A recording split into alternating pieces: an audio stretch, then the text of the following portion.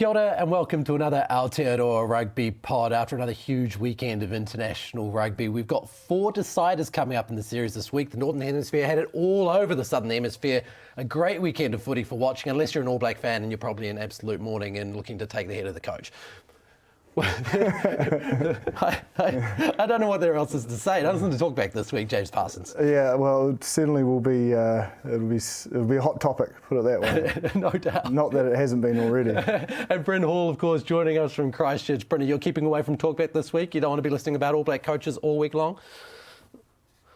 Oh no, mate! I've just been more so listening to the Irish. I actually just listened to a half-an-hour podcast of hearing my old coach Ronan O'Gara and his dissection of how the test went. So no doubt we'll go in a little bit more in depth. But look, what an occasion! We wanted a tight series, and we've got an opportunity to see a third test match played out in Wellington, and all for the marbles.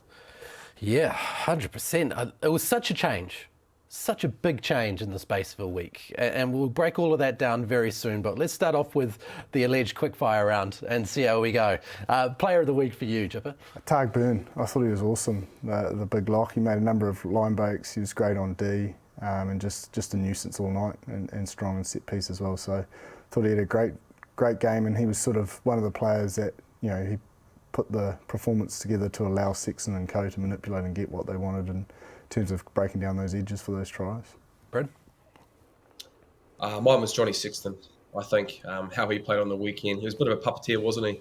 Manipulating the All Black defence and the phase play shape, and I guess showing the old Ireland of what we've been so accustomed to see. So we'll go a little bit more in depth around that, but Johnny Sexton, hopefully he's going to be right for Test 3 because they're going to need him for sure. That guy's got a lot of clubs in the bag, eh? Yeah. He's got so many options. Well, it's... you know, and you said it's a lot of changes, you know, but they did play really well in that first test. Like it wasn't a huge shift. There was that sort of 5 to 6 minutes, you know, sort of period before half time at Eden Park. But outside of that, it has been pretty tight going. So we knew they were going to bounce back, and he was a key cog to that. And the fact that he stayed on for more minutes is a big reason why they won the game. So is Ireland your team of the week? I think England came back stronger. Like I think we'd be cruel to be surprised by the Irish win. Like, they're a quality side, and you know, they've, I think, 3 out of the first 5 now, 4 out of the last sort of 7. So I think England, from where they were and just the grit and determination to hang in there, because the Aussies, man, they had it all their way. They had territory. They had every opportunity to win that test match, and they just fought out a hard-fought win at England. So I was really impressed with them. Who was your team of the week, Bryn? Oh, you can't go past Ireland. A notable mention for Australia A. I thought it was a hell of an effort to win that game in Fiji, and probably Fiji were their worst enemies in that game. But Aussie A to be able to come back and win that game, which we thought the way the Fijians played the week previously, will get that result. But now look, coming to New Zealand and being able to win a test match in New Zealand, 117 years, be able to get that off their back, and I guess what now, just they're more than our bogey team. They, you know, I think it's 4 out of the last 7 they've won against us. So they're well and truly winning this kind of rivalry at the moment. So I'd say Ireland, for sure, with their performance on the weekend. Did they progress the most this week? Who was the most progressive team? Progressive or regressed? No, progressed. Oh, well, Ireland. I think for me, it was Ireland. I think just with the points that I said, with how the result that they needed to be able to square the ledger, and I guess, you know, more so for the fact that they were able to execute and get what they needed. Because I think, to be honest, I could be wrong here, but I thought the score actually flattered the All Blacks in the end. I think, you know, they were probably 20, 30 points better. They could have scored 2 or 3 more tries. It could have been a lot more convincing. So I think for me, Ireland can actually go up another gear. For me personally, they've played a lot of footy. They're asking the right questions, manipulating us a lot, putting us under a lot of stress. And look, if they get it right even more with their execution, you know, it's going to even put more added pressure on the All Blacks for this third test in Wellington. Yeah, again, look, I wasn't surprised by the Irish performance, so I've gone with Scotland. I thought that to turn things around the way they did and win so convincingly against Argentina at home was a massive effort, and, you know, probably didn't see them winning it after the first game, so they came back with huge strength. I suppose on the flip side of that, some teams went backwards. Argentina, New Zealand. You know, who do you think went backwards? Fiji, I think. I was actually watching that game with Marty Veal, and before the game I was sort of regurgitating what we spoke about on here, is that, they're a real dark horse for the World Cup. And he sort of turned to me, he goes, look, I understand they're a really strong team, but it's can they back it up, for 7 games in a row, or 6 or 5, however deep they go into a World Cup. And, it does show the brutal nature of international rugby, and, just the same for the All Blacks, as everyone was waxing lyrical about them, and it's turned on their head. So in terms of that clinical performance they showed against Tonga, they didn't quite have that edge against Australia. Got to credit the opposition for stopping it, but I don't think they brought the same performance. And for you, Bryn? Yeah, I had Fiji just for all those points at Gypsy, but I think also Argentina, the way that they played on the weekend. I think, the intent that the Scottish had, and the like of Ben White being able to, him and his game, being able to run around the hard defence and setting up 2 tries with the kind of breakdown and collision area was a lot better against the Argentinians. So, I thought the Argentinians would probably be a little bit more disappointed in their performance, knowing that, they got their result last week. So, again, it's great to see that all of these kind of series are going to come down to the last test match. And I guess for World Rugby and for casual fans and just fans in general, that's what you want to be able to see, competitive rugby and everything on the line coming on this week for a lot of those series this week. Absolutely. It makes it probably one of the most exciting weekends of mid-year tests that we've ever had. I don't remember this much being on the line in June, July for a long, long time, with teams so evenly matched and with such different things happening in and around them. The storylines, whether you're South Africa changing your entire team or New Zealand having half the team sent off, there are so many things going on over the weekend that we need to unpack. Let's start with the All Blacks, as we always do. Ian Foster described it as unacceptable for their lack of skill execution. Very critical, obviously, of the way they played. Now, they had a lot of cards, and that played a factor, but in a lot of ways probably masks a bigger issue for the All Blacks. From where I'm coming from, when you look at what they've done, 3 out of the last 4 test matches, they've lost to strong quality opposition. If you look back over the last year, that goes even further if you take out Italy and the USA. They're struggling. And if you looked at the form, you'd probably say that team on the weekend and how they played is more of a reflection of the trajectory of this team than the first test was. So, with all of that being said, and the longest question in the entire world coming at you, do you think it's accurate for Ian Foster to say that they're in a place which is simply unacceptable as far as skill execution and their game plan is concerned? Oh, look, I think it's a reflection on the test. Sam Kane touched on it straight after the game as well, is the skill execution did put them under pressure. The amount of errors they had, especially in that first half, didn't allow them to get their game going, didn't allow them to play at the right end of the field. Played a lot of rugby coming out of their half, and they were chancing their arm and probably didn't get as much pay as they like. But I think the Irish made some really good D adjustments, especially on, we spoke about Bowden and Aaron hitting that third. That they almost took that out of the game early. They would be up on that third player, taking to ground, and they were getting turnovers at the breakdown. So they made that adjustments, which didn't give the ability of that fast forward, sort of flat and hard way New Zealand sides like to play. That, if we look at Ardie Savia's try the week before, you're just on top of the defence. They have no time to get set. Couldn't get that going because we couldn't get that first phase going. So the Irish really made their homework. We knew that would happen. And then I don't know about you, Bryn. I just was surprised, probably the lack of kicking game. I'd really love to see those contestable kicks come from Bowden Barrett. I think he did it around the 20-minute mark for Leicester Whanganukau, and he knocked it on. But when they're playing in between those 40s, is going to that contestable off Bodie rather than 9 could be a real weapon, and just gives them the ability, one, to force an area, maybe get the ball back, but then you're playing down the right end of the field as well. So there was a couple of things that they went against, only kicking 15 times compared to 28 in Eden Park, which is a big difference in that kicking game. Yeah, I think those 2 points are pretty spot on, Jib, and I think around that phase play shape, around hitting the third player, and probably I'd like to see whether they do this or not, because we run at times through the year, the Crusaders are very similar shape around hitting that third guy, but the importance of having that tip line outside that guy, and no doubt, the fact that the Irish were able to see that, so they were actually quite square and being able to chop that tackle, and because the efficiency of that tackle was so good in the chop and the height level, the Jackal was on the ball straight away, and it's so hard as 2 inside cleaners to win that race consistently when that guy's going on the outside. His first movement wants to be on the outside to be able to present the ball. So that's a bit of variety that I'd like to see, because if you've got that tip ball, you can go out the back And then you've got animation off that as well with 2 rovers, with like a Will Jordan, if he's phoning around Bodie or Richie at 10, it asks questions of that defence other than just leaving that third guy isolated. That's one variety that maybe I'd like to see with the phase play shape. And then I agree with that kicking stat, Jip. I think we did try to go to the contestables, but if you look at the escort game of the Irish, if that's not spot on and it's not they're 18 or 20 metres, Nuggies kicks, to be honest, were, if they were aiming for that 25 to 26 metres, they're actually pretty good. But because the escort game is so hard and the blockers are coming back to stop our wingers to get up for the ball, it gives Ireland the ball. And ALB actually said some really good points on the commentary around the best team in the world to be able to hold on to the ball and build pressure and have momentum and pressure with high face counts. So it's more so, where do we want to give them the ball? If we can't get that ball back through contestables around that 20, 30 metre zone or that no man's lane that you've talked about, Chip, kick it long, kick it down the middle of the field, because traditionally you've got 2 guys in the backfield with that pendulum, but there's space in the middle of the field.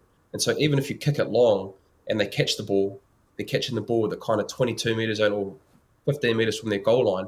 And then if they want to attack, then they've got to be pretty disciplined around their attack, not to give away penalties, because we can go for 3 points, or we can go into the corner and then go into our line out more or attack off that. So I think just a bit of variety around our kicking game, whether we want to kick long, if we're not getting the contestables with our 9s, or, like you said, Jip, that kick for Leicester Fainga'anuku is really a good way to be able to try and nullify that escort game, because midfielders have got to come up to be able to be square, and then they've got to turn around.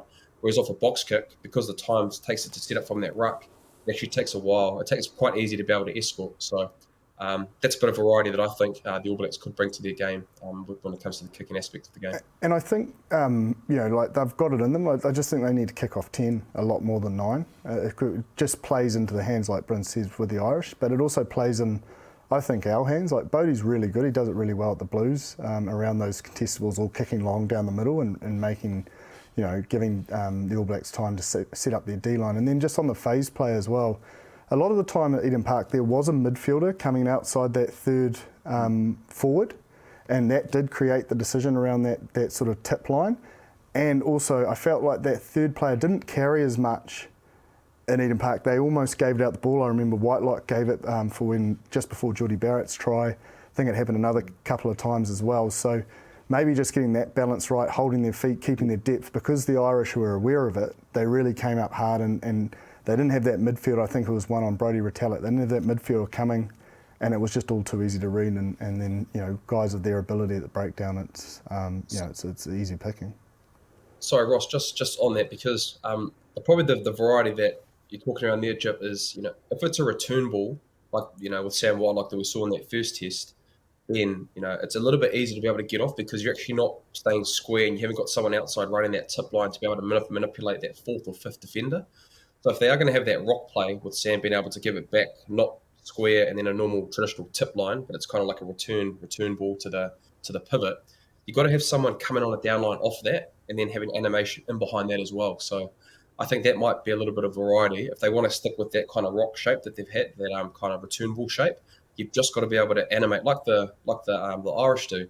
You look at Porter's first try. The amount of times that Sexton was going right to the line, he's going out the back because he's got animation out the back, but then he's hitting the short ball with Porter because everybody's aligned and you're asking questions of the defence. So Irish, the phase play shape was great, and so I'd just like to see a bit of variety and being able to really question the Irish in this third test match. But I think the key thing is it's not a massive change, and for me personally, True. I saw them do this at Eden Park. So I feel like the All Blacks are in control of a lot of the things that went wrong. Skill execution is individual skill set, so we're not going to see that consistency in that amount of drop ball, especially early on.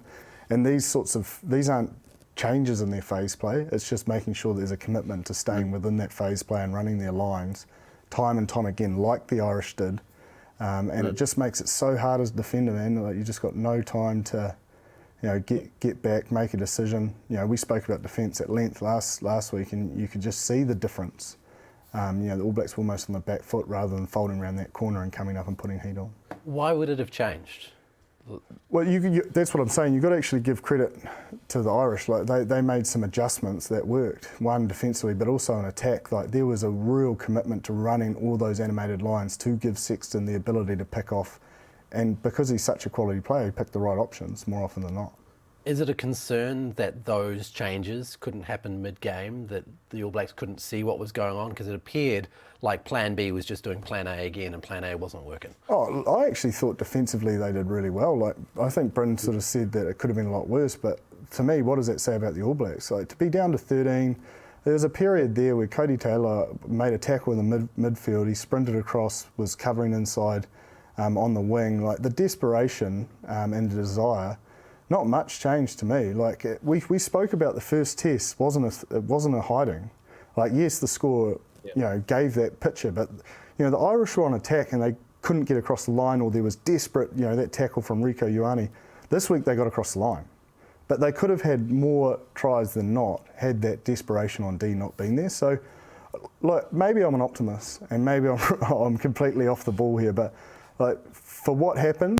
Using the cards as an excuse, but they happened and it's a reality, and that defensive effort and ability to go into the break at 10-7 was huge, but unfortunately that sucks the tank dry and eventually, if you look at the 2 tries, it's individuals. I think Leicester might have rushed out Bryn and they got on that edge and then scored through Porter, and then I think it might have been Offa in the second half rushed out on that sort of edge defence and they got out down that edge and then obviously eventually scored again through Porter. But the breakdown was someone trying to solve a defensive decision on their own. They didn't achieve. If you fly out of the line, you've got to hit your man.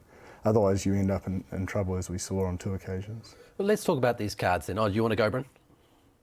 I was just going to say as well, we talked about a lot at length last week, but the intent and the breakdown from the Irish went up at another level. We know the likes of Omani, their tight 5. The props probably watched our podcast, possibly, because those 2 balls were unbelievable on the weekend. So, but that's the small margins of error, AJ. It's so small, the breakdown area and the collision area and your intent. If you're a little bit off, take away obviously we'll talk about the cards as well, but you look at the intent of the Irish and their breakdown. It was way better than it was on the previous week. So no doubt, we'll probably see a change in the All Blacks as well. No doubt with what the Irish did in week 2. So no doubt the Irish are going to have to go another level again. So it just leads it well for this 3rd game. Hey, let's talk about these cards, not just for the All Blacks, but also the ones that happened in Australia as well, because they were probably just as interesting. We've had Ian Foster and Eddie Jones both come out and be like, this is all a little bit wrong. Has it gone too far? Obviously working within the letter of the law, it appears that those cards, in the most part, were right. Is the letter of the law right, or is the interpretation of the law right? Let's start with the All Blacks game. Certainly, Angus Ta'avao. Is there mitigating factors there, considering the change of direction? Unfortunately not. Like, it's pretty clear, the system. Like, Jaco didn't want to do it. You almost felt for him, because he knew, Angus was caught, against a midfielder versus a prop, and there was no intent there. But it's very clear. I mean, I think Sky even put up what they have to go through, and you couldn't argue it.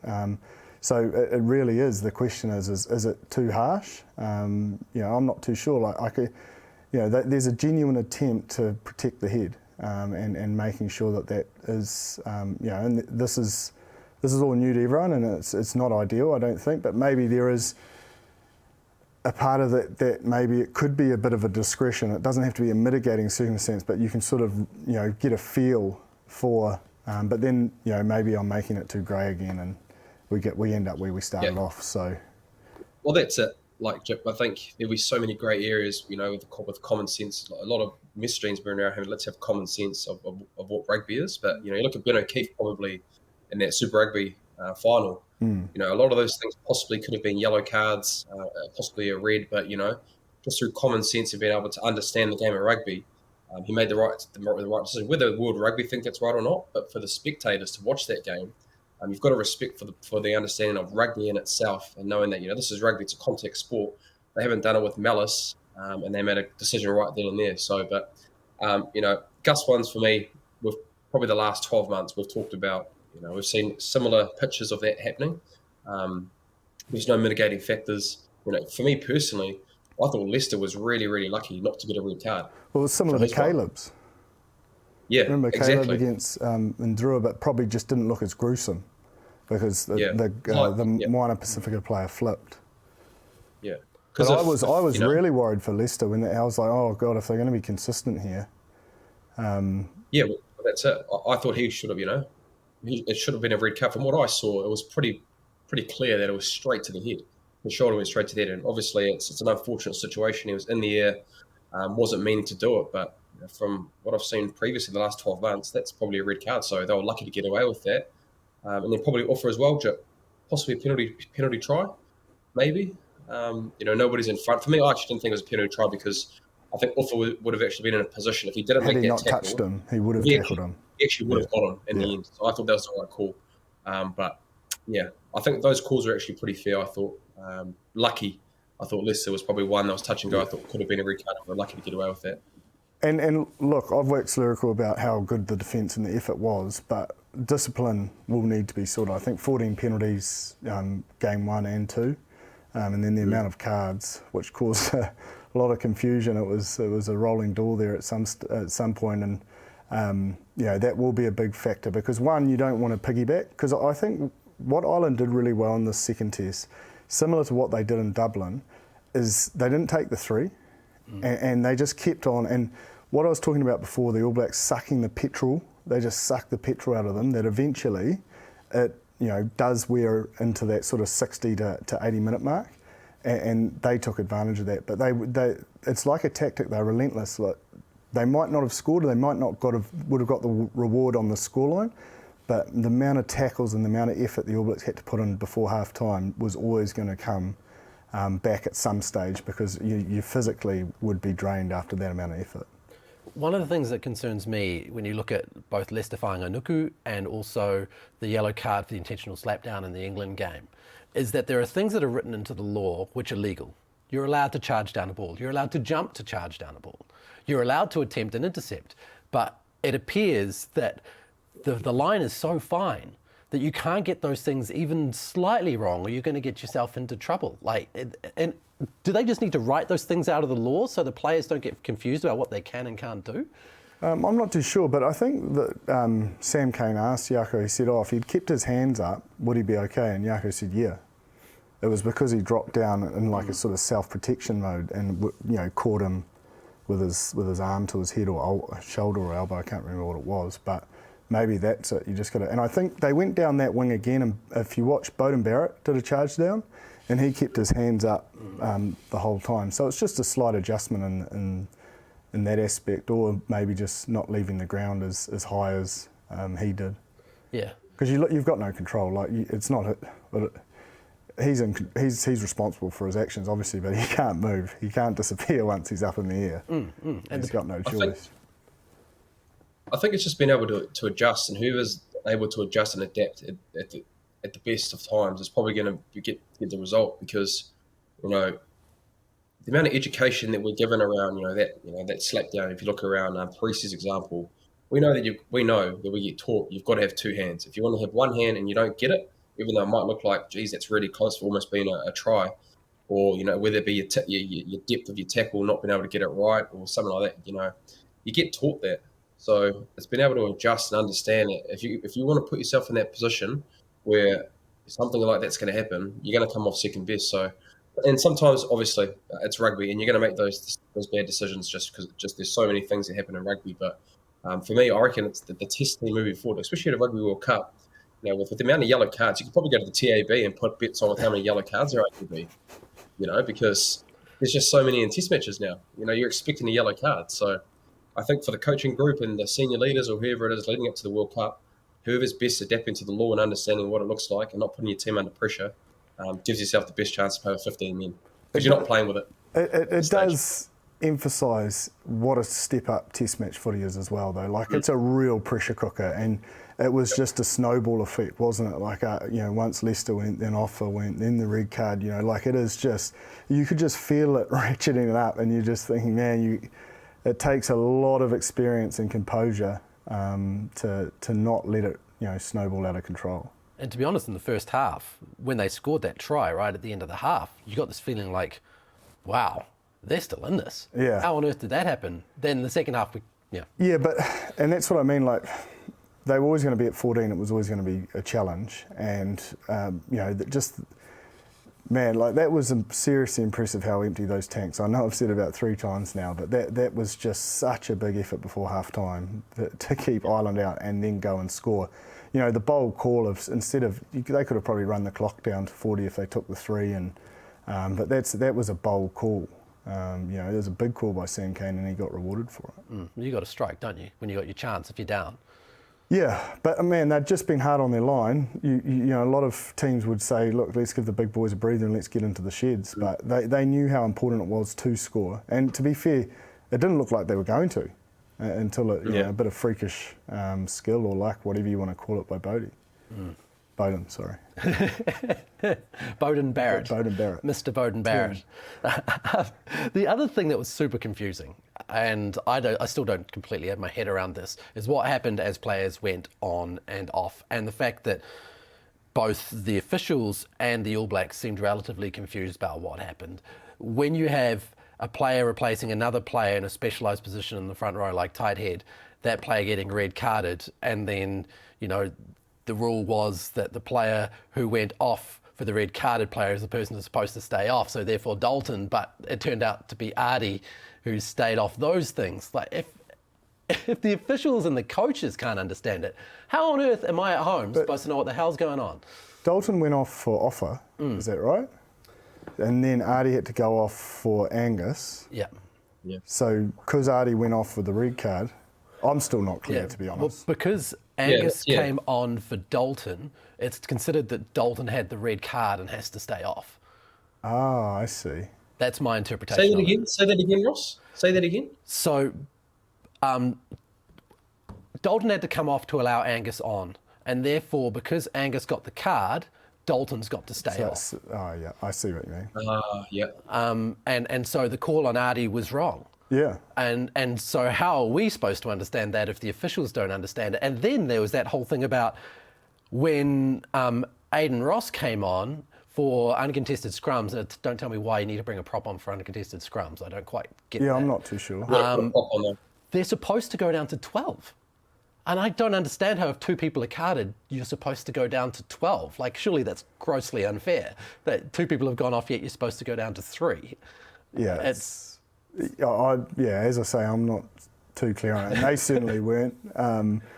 But how often would have that happened? Like, it can't have happened that much. I remember something happening in a Chiefs-Hurricanes game where someone maybe got red carded and then the flanker couldn't come back on or something. I can't remember. We actually did that for Harbour. I remember we played Tasman. Yeah, it's happened a couple of times. Yeah, we actually ended up buggering it up. We buggered it up, but yeah, they had like 3 backs and we didn't score. We wanted to keep them in the forwards, but yeah, idiots of us, but that's all good. But yeah, it's happened before, but very rarely does it happen. And the fact that Ireland, man, thank God that play had nothing to do with them not winning the game, because if you can't score a try against 4 backs and uncontested scrums and a 2-man, 3-man overlap, yeah. That's tough, man. It does seem bizarre that you can have a bunch of backs in an uncontested scrum, but you've got to bring on a prop. Yeah. Why on earth can't you just have Ardie Savia packing in the front row if you want to? That would make sense to me. Yeah, I'm sure that there's some wonderful reasoning behind it. Oh, there will be. Who knows what on earth it is. Now, there was some discussion, I suppose, if you were to have kept one or the other on, who would you have kept? You know, if you did have a choice, having Ardie off seems like a bold call. Yeah, I think everyone, probably even Dalton would, know that Ardie needs to be on there. He'd be, he's a key leader, and the pressure was on, wasn't it? Like there was huge intensity in that, and he's the sort of bloke that is used to that test match experience and that sort of pressure cooker. Now, we've had a bit of chat recently about Sam Kane. There's been a lot of chat in the media about him. People like Ian Foster like to get on his case. These 2 guys appear to be the scapegoat for any All Blacks loss or bad performance. They get on these 2 blokes' case. So what we thought we'd do is we'd have a look at some of the stats and break down exactly what this looks like for how good Sam Kane is. And we've also got Dalton Papali'i's stats. We've taken the stats from Super Rugby this year because you need it over a long period of time. They both played a similar amount of minutes, so it's a relatively good comparison. Not that it's necessarily going to compare one against the other, but it gives us a good idea of who's doing what and why. And one of the things that really surprised me about Sam Kane is how he's used as a distributor by the Chiefs. 70 passes Dalton only does 15 for the Blues. Yeah, so it's a lot. If you think about the Chiefs, they do a lot of those bunter play mauls. So Sam will be that halfback. He comes out and he distributes. I think he did a couple on the weekend for the All Blacks as well. And also he's a lot of the time, because he's he's really good post contact. So when he goes in for a carry, he normally can take 2 or 3 more steps, and the stats back that up in terms of his post contact meters, because he has the ability and skill set to give out the back to a back runner, or he's got his tip. So he has got a good skill set, but also he has the ability to tuck it under his chest and get across the game line, make defences go back, and then a lot of stuff happens off the back of those tough carries that sort of go unnoticed at times. And what, when you look at these stats, stand out to you from Dalton? I mean, from Sam Kane as what makes him so important and why he's being relatively selected? Yeah, well, look, it shows that he does enter a lot of rucks as well, and if I give you an example, like it's probably easier to draw on the test match the other night. When they were down to 13, there was a period where Ireland were attacking down the left flank, and there was obviously one tackler and he was getting to his feet, and Sam went in to challenge for the ball. It took 4 Irish players to move him. So that takes four Ireland guys on the ground and 1 All Black on the ground. So with 13, they've got 12 men on their feet. From that ruck that he sucked in 4 Irish defenders and allowed his teammates time to get in a defensive, they rushed up, Ireland got a knock on. So, but if you don't know, or you look for him specifically and watch the sort of unseen effort that goes in, and there's a lot of seen effort. He was great in a carry. It's not an argument for me, like he's the starting 7 and that's the fact. And I feel like I'm playing into it trying to defend him, but that's a reality. Like, I just thought that was a prime example of what he does. I don't know if you saw that, Bryn, but you know how important that is for a defensive line. Even though he doesn't get a penalty and even though he doesn't get a turnover, sucking in that amount of players, especially when you're down, is a huge play. Yeah, it definitely is, Chip. And so, a lot of people can, if you look at those stats, you'd say that, Dalton has more ball carrying meters. He's obviously is a little bit better on the attacking side. But I think, playing these Northern Hemisphere teams, it's great to have that attacking prowess, and it's one of Dalton's massive strengths that he brings to that jersey. But it's all the unseen work, the ability to be able to slow that light. If there's a line break, and you can put your head on the ball, and whether it's a flood going through the ruck to take 2 bodies out, or it's on the ball for 3 or 4 seconds to give your teammates, like Chip said, time to set your line to then be able to come forward and do your tackles. Those things that just don't get seen unless you're a rugby player and you understand how invaluable that is as a player. Any Joe blog probably won't understand how invaluable that is. And Kieran Reid brings up a pretty good point around. He's probably had a bit of hate around back in Sam, but for a guy that's he's played 100 odd test matches, is probably arguably one of the best 8s to ever play in world rugby. And he understands that concept around how invaluable he is, that defense system, and being able to have those moments in games to help out your teammates and big defensive moment pressures. And that's what I think it is. Chip, you always talk around defense wins championships, and more times or not, if you have guys like that can put their heads in dark places and do things, all the unseen works. But those All Black coaches and all those players, they'll know what Sam does. His teammates will know. 100%. Do you know what I mean? I look at this is going a little bit. Matt Todd, for example, when he was at the Crusaders, the amount of stuff that he did, the unseen work, the amount of times that he just got player of the days from us, because we knew how invaluable he was defensively in big games. And so that's no different from what Sam does. And obviously, being the All Black captain, you're under the spotlight a lot more. And obviously, it doesn't help with probably the last 5 or 6 test matches and not winning games.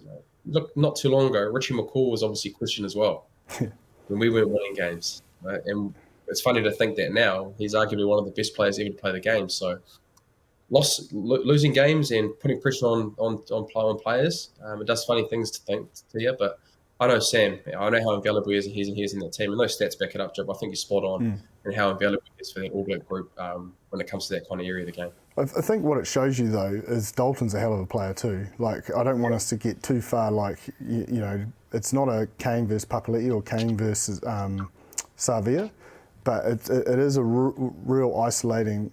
What he does. In his role in his teams. And, Dalton does have great ball carry stats because he plays a lot on the edge for the Blues, whereas a lot of Kane's carries are in the middle of the field, and it's about taking, so they've got different styles and they utilise their 7 differently. So that's also potentially a factor why Plumchee and Foster think he's the best fit at 7, because then it gives them the ability to take Ardie, who's in that 8 role, to roam on those edges and do what Ardie does so well.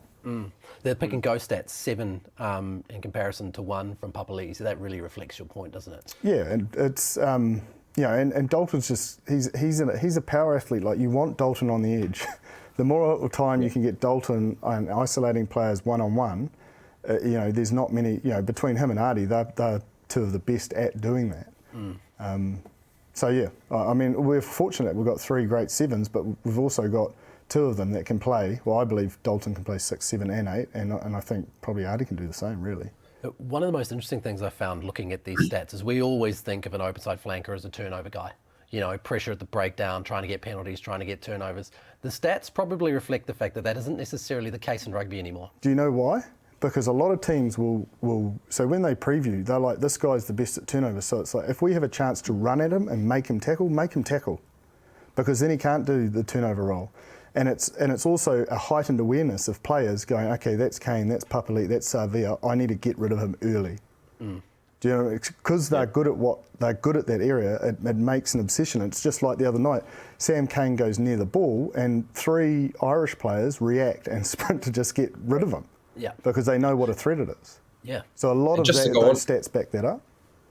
And just to go on from that, like playing against guys that obviously are really good over the ball.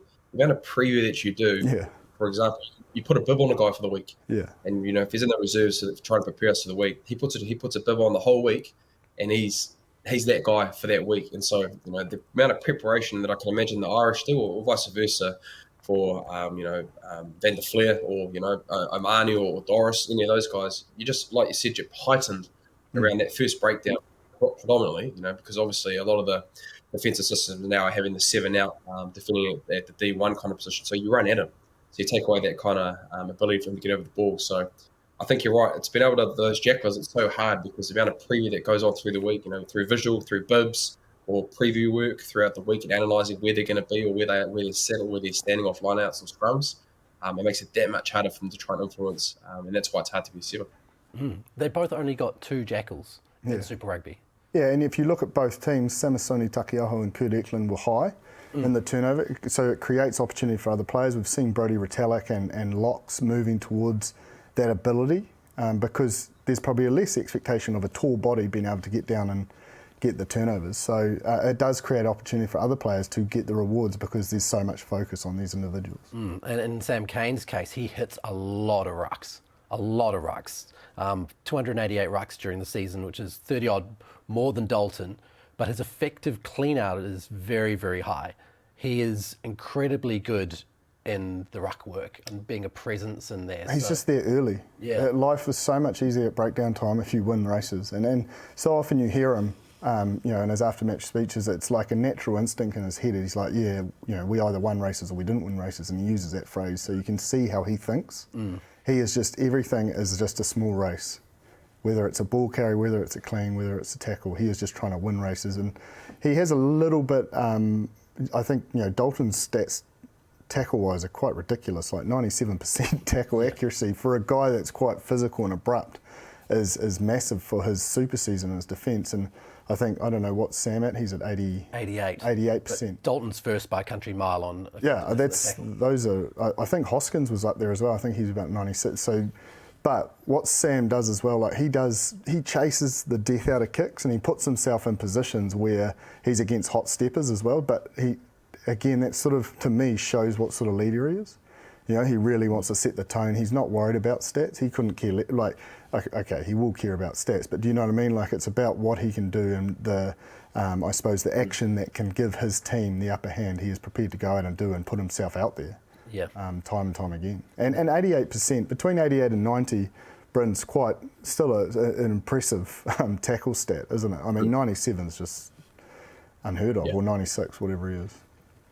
So, I mean, what I take from this conversation is that when we talk about these players, we've probably got to do a better job of informing the public on what... It's probably our role. Yeah, exactly. Yeah. What the game is, because all they think about is what Richie McCaw was or what Josh Cromfeld was. The concept on what an open side flanker does now has changed. David Pocock isn't... Hooper, he's another one. You don't want him anywhere near a breakdown.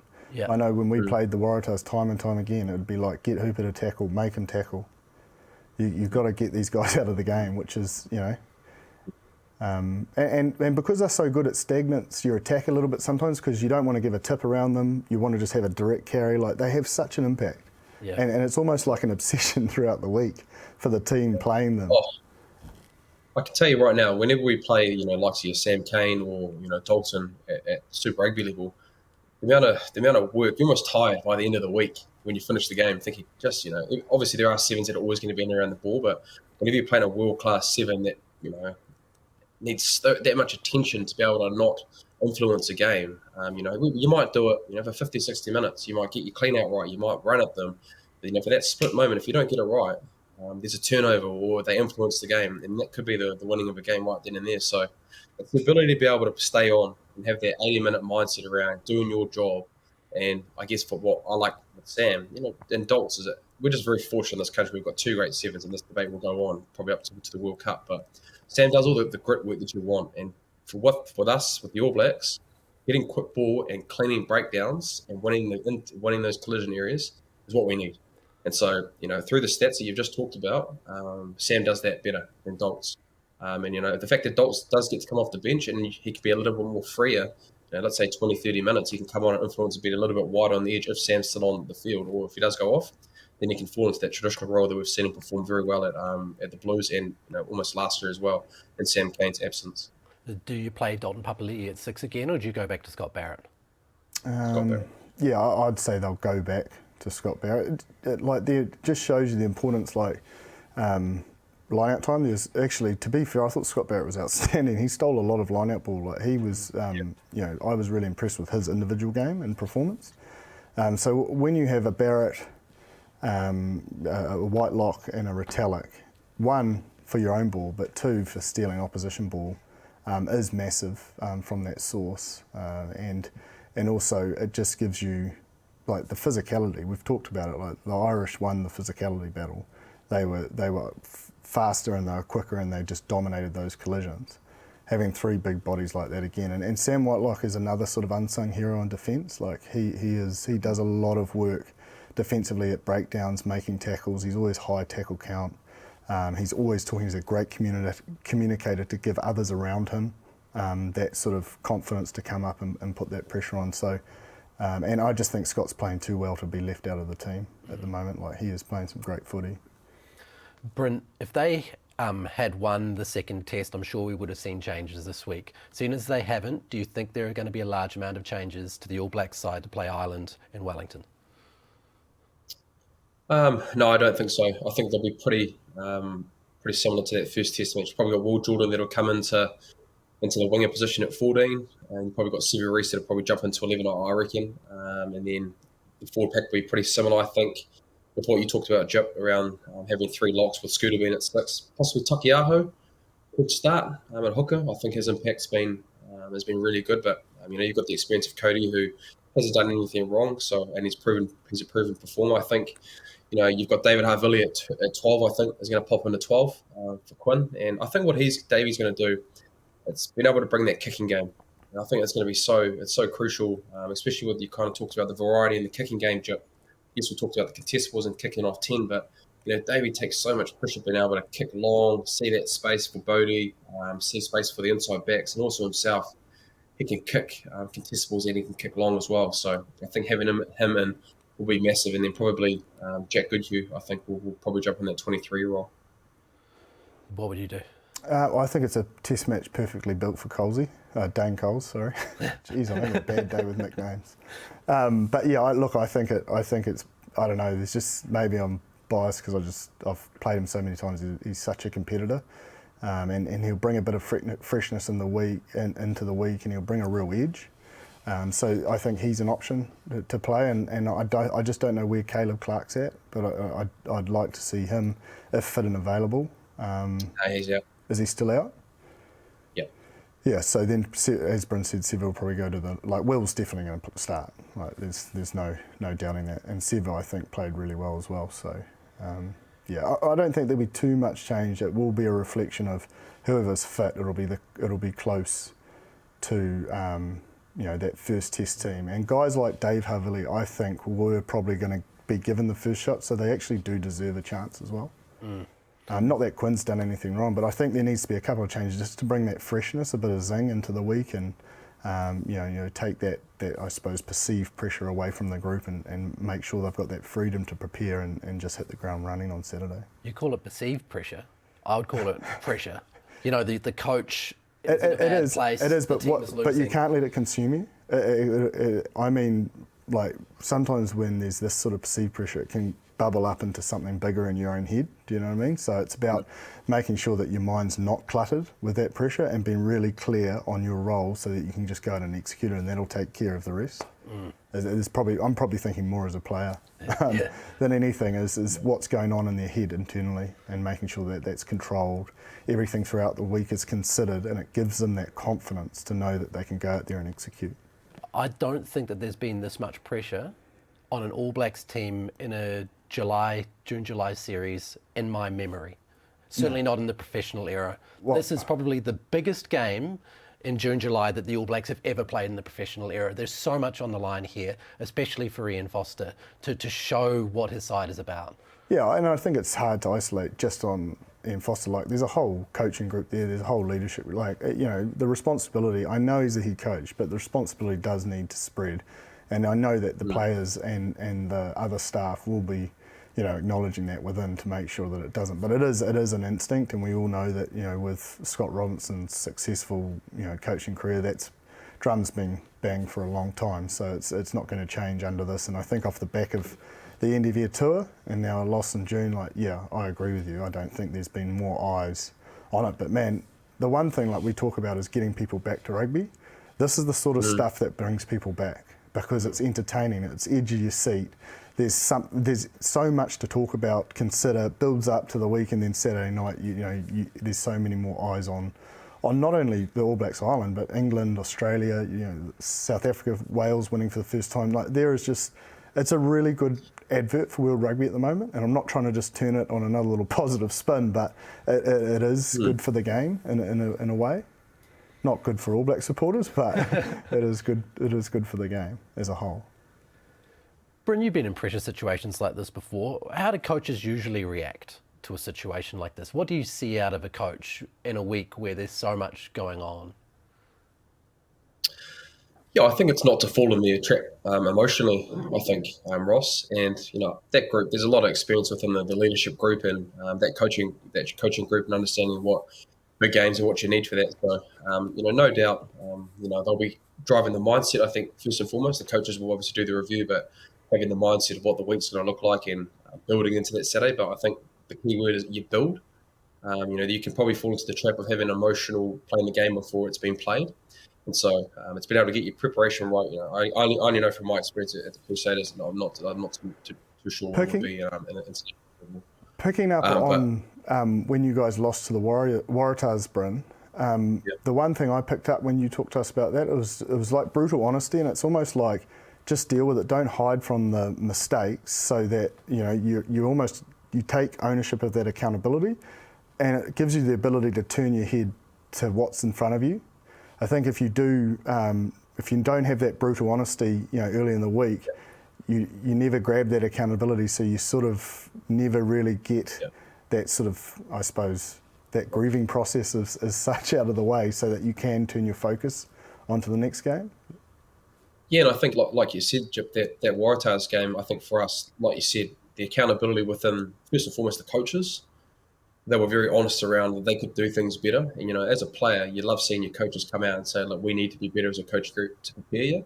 But then, again, as well, us as players, we understood that we weren't good enough as well. So, coming together with both coaches, leaders, players, and understanding that we weren't good enough, we actually had a great stake in the ground for that tour, and probably actually ended up winning us on the competition, because the biggest thing that we talked around was our intent. I can say this now because I'm not there anymore. So, was our intent, and our intent was terrible for the first 20 minutes of a game. There's a lot of talk with us when the first part of the year that we'd always start slow. And so, Jack Goodhue actually brought up a really good point around for the first 20 minutes, our intent has to be right. if we're not going to get right, our execution will be off. Mistakes will happen, but your intent to do everything that you can in that first 20 minutes, both sides of the ball, good things are going to happen.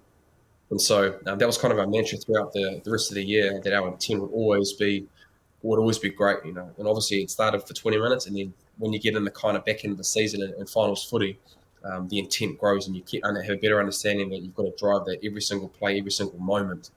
And that was probably a big, growth, and we shifted our season. And so I could imagine that the intent that the All Blacks will be wanting could be similar. But I know those boys won't fall into the emotional trap. If anything, it'll drive them. You're going to hear a lot of media messages around, are Ireland going to win? Are the All Blacks good enough? They don't become a bad team in 7 days. It just shows how small of a margin, if you don't get things right, you lose test matches. And so it's going to light a fire underneath them, and we're probably going to see the best version of the All Blacks come this test week, and it'll be interesting to see if Ireland can go with them as well. It shows there, to me, the importance of leadership from the top down. Like, behaviour always filters from the top down into any young coaches or players out there listening to that. It says to me the ability to be vulnerable and say, the coaching group came in and they weren't trying to be perfect. They put their hand up and said, we can be better. It almost provided space for everyone else in that environment to step into and actually acknowledge that it's okay that we didn't get everything right. And straight away, that healing process, or the ability to shape your mindset to being better and bringing that intent is gone straight away. And I think that shows the importance of that sort of accountability, but also being vulnerable enough for the players that are in leadership roles and or coaches, so that it almost creates a safe space to wanting to, conducive to learning and being better. Honest conversations. There's a lot of them going on in the public about Ian Foster. I suppose he's got to have himself in order to not have honest conversations with the CEO next week. Yeah. Well, I don't want to go down that path, because I'm not too sure, it would be the right thing this close to a World Cup either. So you got to look at the whole thing. And rugby's a funny world. It was only a week ago that the All Blacks were brilliant, and you don't become a terrible team overnight. And that's why I said at the start as well, like, we've got to get out of this fixation that it's all about us. Like, it shouldn't be a surprise. Like, Ireland are a world-class team. That's why they are second now in the world, and we're sitting at fourth. So it shouldn't be. I know it hasn't happened for a number of years, but this team has been on the rise for a long time. Yeah, well, you've got to try not to be knee-jerk, but I suppose the trends are there. It's always going to be there. Like, it's before the game even kicked off, it's a discussion. Like, and I think, Ian Foster's on his own would know that.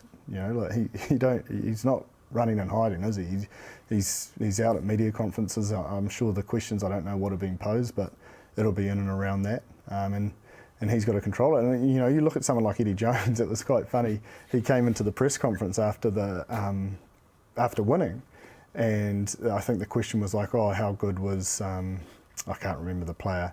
He was like, "Oh, you want to talk about that this week? You're not talking about the fans coming for my head, and how are the fans feeling this week? No, we'll talk about that player."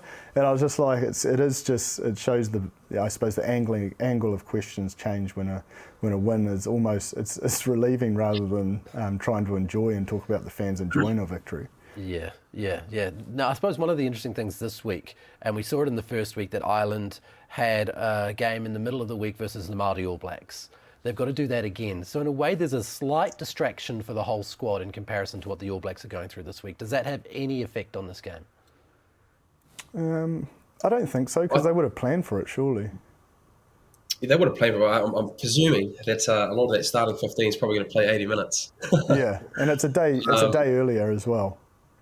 Yeah, it is a day earlier, but I think for those guys, Farrell's talked around, giving guys opportunities, and so, it's another opportunity for those guys to be able to play an international game, and they'll probably be a little bit hurt with how they win against the Māoris and not being able to win, and then being absolutely excited through being able to go play on the back of an exciting win in New Zealand with how the Irish played on the weekend. So, there could be injuries throughout the week, and you don't know what that bang toll is like at the moment, and so. Some guys could play away a couple of spots for that 23. So I think they'll be seen as an opportunity for those younger guys to be able to get ability to be able to grow some more depth, which I think is pretty important for the Irish rugby. I think I've heard a lot of comments around, they've got a great 23, but it's been able to build that depth in behind them to be able to, come to the Rugby World Cup, but, moving on past the World Cup and being able to bring these young fellas through and being able to give them meaningful test matches to try and prove themselves, especially down here in New Zealand. I think he's managed their weeks quite well, Farrell, by all accounts. I think they had their day off on Thursday last week to really freshen up going into that Saturday. So they have changed things up. And by all accounts, when you hear, I suppose, Irish commentators, they talk about how he has got one of his biggest strengths is how much of his finger is on the pulse about when a team needs a hurry up and when a team needs a breather and maybe less time on the grass. So if there's a guy that can balance it, he's the one that wanted these games to get that preparation towards the World Cup. So I don't think they'll be regretting it. They'll be looking forward to it as a challenge of really staking their claim moving into 2023. Let's have a look at some of these other games. Wallabies 17, England 25. We touched on Eddie Jones before. I don't think we need to talk about whether he silenced his critics, but certainly let's have a look at Dave Rennie and his side and what changed there. What was the key difference? Execution, like their set-piece execution down the stretch. Like they put themselves in position. They had all the territory. They had a lot of ball. They won penalties. Kicked into the corner, there was not straights, there was knock-ons. They just couldn't get through multiple phases to actually get the rewards from all the ball and territory they had. So again, similar to the All Blacks, it's not something that the opposition, it's something they can control, which is always a good way to be going into a next game. And I also think the English brought a real steely approach towards the collision areas, especially defensively, and then again, their own discipline, like Owen Farrell can kick them from anywhere, and he just kept that scoreboard pressure on, which was just enough to create the perceived pressure, which forces passes, or you try something that's, because you're chasing the game, you feel that chasing of the game. So they just their game managers managed the game really well in England and making the decisions and getting that scoreboard pressure, but also Australia did let themselves down, especially in that second half with the amount of ball and opportunity they had. What did you like about England? Oh yeah, just all those points you were spot on there. I think for me it was their kicking game. I think we know traditionally their box kicking has been a massive strength, a weapon of theirs. But look, I thought it's Van Portflet, their halfback. I thought his execution off exits of points was massive for them, and so I think their kicking game was a lot better. They did try to chance their arm a little bit. But again, I think when they aren't going places, they tend to go to Marcus Smith, drop him back in the pocket, and then try and put pressure on Australia through their kicking game. And so that's the game that they wanted to play. And coming back to your point, Jip, when you've got Owen Farrell who can get 7 kicks and get 20 odd points, it's pretty tough to do. And for the fact that Australia had so many opportunities and the execution was off as well. So. It was a hard day for them. Pretty disappointing probably for David Rennie, thinking that probably not the result. Like sometimes you're going to lose test matches, but it was probably the way that they lost it. Discipline. They had 10 penalties through in their own half. Coming back to my point around giving Farrell opportunities to kick in them, just execution, being able to hold on to the ball and build pressure and score points. But I liked the look of England's kicking game, and probably thought it was the difference in how they were able to smother Australia and been able to get off the boot of Farrell and his points as well. Seo, Pataya, Parisi, Neville. There's a lot of injuries there, Bryn. Mate, serious injuries too. They didn't look small. Yeah. They look long. Yeah, I'm hoping Parisi's all right. The Aussie A team might be getting a hurry up. Yeah. What's that? And the Aussie A team might be getting a few phone calls. There might be more than Reece Hodge coming over to join the squad because a tough day to lose, but Dave Rennie must be really happy with the depth they're building. We've spoken about the Fijian game, but he's got a number of troops that he can call on, and he is a real next man up sort of coach from my outside looking in, and he almost is that sort of man manager that will make you feel $1 million and bulletproof if given an opportunity. Yeah. Is Vunivalu available, Joe? I think so, yeah. I think he was close. Yeah, it was Wright, Tom Wright or him. I thought Tom Wright was good. He was really energetic. He played really well. But yeah, Vunivalu was there. It was between him and Wright, but I think Wright will get the nod after the effort he put in. The Springboks against Wales. This was so interesting. I mean, considering what happened with the complete change of team and the way the Boks put themselves out there to lose this game, or win it against maybe the odds, using all of this squad. Kind of reminds you of the All Blacks doing it, 15 years ago, however long it was ago, that they were running 2 squads through a Northern Tour. Incredible. Was that a risk, and has it paid off in any way for the Springboks? Oh, well, we talk about depth, and you look at the Springboks, I think they lost the pool game against the All Blacks and went on to win the World Cup. So, in their sort of management group, this isn't going to... they had plenty of opportunities, a few missed kicks, but the defensive effort from Wales was huge. Even to the point, Alan Wynne-Jones's yellow card, that wasn't a yellow card, they scored 3 points, or maybe 6 points, and defended their hearts off, and then he comes back onto the fold and, they score the match-winning try, and I think, the composure... I mean, Gareth Hanscom's got the record still for the Blues for the most points in South Africa. I think he scored 29 in one game, but he doesn't mind travelling there and putting in some good performances, does Gareth. And man, he I don't know, there was like steel in his eyes, wasn't there? Like every kick he was up for it. Tactically, that pass, like you think about the conversion, but that pass to free him up on the outside was massive. And we know the Springboks love their rush D, so he was outstanding. Interesting game, like not the most exciting, but there were a few names that I didn't know much of that certainly caught your attention, especially in the Springboks. But yeah, that Welsh defence, I thought guys like George North, they're big players with a lot of experience, really stood up. Gareth Hanscom also has a wonderful tan for a bloke who's been there for 2 weeks. Like, he's been going straight from the training field. He seems to always have a good tan, Gareth. Yeah. Doesn't want to have a shirt off. Yeah. Unseasonably. If I had his rig, I'd maybe give it a bronze up and get it out. The Welsh players sometimes do like a tanning bed, don't they? I think so. Yeah. I think so. It's, he's meticulous haircut. Everything was going well for Gareth. It was great to see Gareth be able to do that, because look, the game was in the balance, and he obviously had that penalty in the 65th minute, and then they slowly grinded their way back, and that skill set to be able to put that ball on the money for Adams is so hard. You don't understand when you've got some guy coming right into your face, probably knowing that when you give that pass, you're getting hit. You're winded, or you're going to get a pretty good tackle.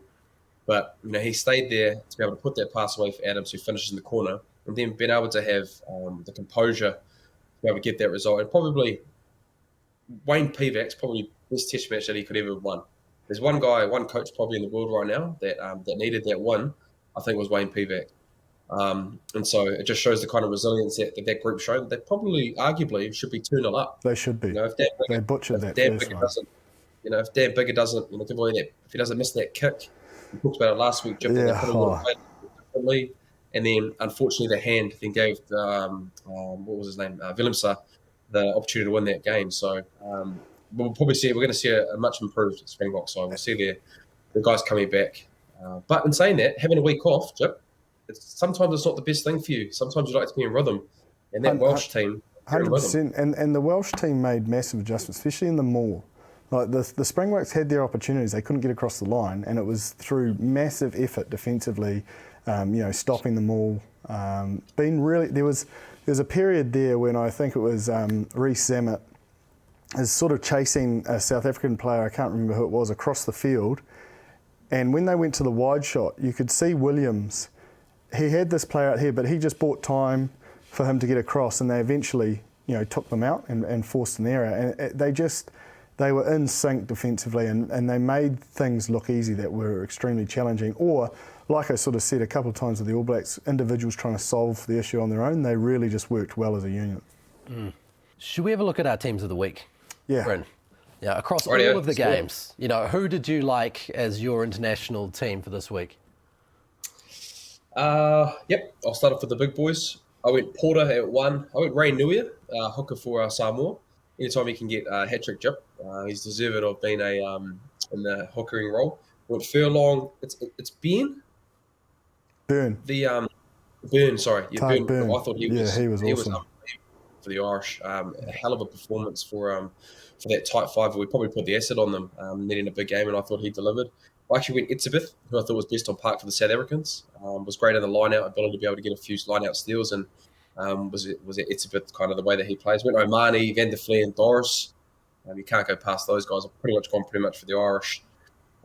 8 because we needed them to front, and they did a lot of that. I've actually gone Van Portflet from England. Again, I think his game on the weekend, you've got Danny Kerr there who's pretty experienced, but I thought his game, and also a notable mention for Ben White for Scotland. Man, we've got some great depth in Scotland with the halfback ranks at the moment with him coming through very nicely. I went Sexton at 10, Sevu at 11, Farrer at 12. I went Henshaw at 13. I know he played at 12, but he ended up moving to 13 for Bunny to come in, but I thought his defensiveness was great, and probably actually a big moment in that game was when he actually made that all-in-all tackle chip on Richie Mwanga when they've got the line-out steal. Then, was it Dalton, maybe someone came in from the side and gave that penalty Sexton. And then I've gone Noel and Yamanaka from Japan. Very nice. I had Porter at 1. I had Ray Nuia and Sakate from Japan. He gave one hell of an offload. So the hookers were on fire. And a couple of those other games, Taniela Tupou, I thought he was great. I thought he was great in the set piece, but also just his work around the field. Targ Byrne, obviously my player of the week. He's in there. Johnny Hill, just purely for the line-out pressure they put on, which I think was a big factor in them winning that game against the Test, against England, Australia. Pete O'Mani at 6. Tommy Reffel, the open side for Wales. I think he got man of the match. He was, awesome defensively, but also great in the breakdown. Fagerson from Scotland at 8. I went Jamison Gibson-Park. I thought he was really strong in his combination with Sexton. Really challenged the All Blacks' defence down that short side and opened up that blind side a lot. Johnny Sexton 10. Owen Farrell at 12. George North, I went at 13. I've gone a little bit of a mixed bag in my back three, as I always do. I'm going to go Yamanaka, who played at 15, but I'll put him on the wing. Sevu Reece, I thought was really strong, and Gareth Anscombe. I just had to find room for him, so I put him at 15.